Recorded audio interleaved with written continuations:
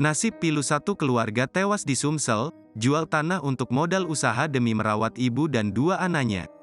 Terungkap fakta pilu di balik satu keluarga ditemukan tewas membusuk di Desa Lumpatan, Kecamatan Sekayu, Kabupaten Musi Banyuasin, Muba, Sumsel, Rabu, tanggal 20 Desember tahun 2023 sore. Adapun identitas satu keluarga itu terdiri dari 4 orang yakni Heri bersama ibunya, Mas Turo serta kedua anaknya yakni Marcel dan Aurel. Diketahui, Heri dalam kesehariannya berjualan keliling demi menghidupi kebutuhan keluarganya.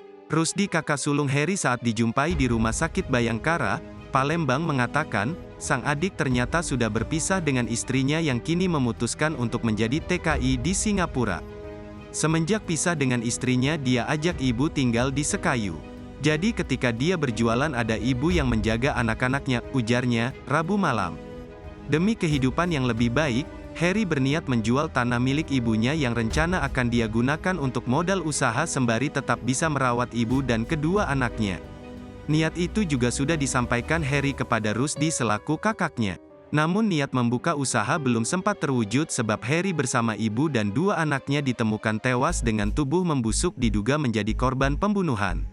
Diceritakan Rusdi, dirinya langsung mendatangi rumah sang adik begitu mendapat kabar adanya penemuan keempat mayat korban sekira pukul 14 waktu Indonesia Barat.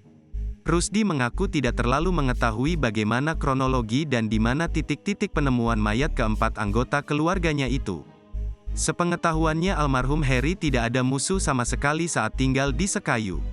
Ia berharap pelaku pembunuhan terhadap keluarganya itu segera tertangkap.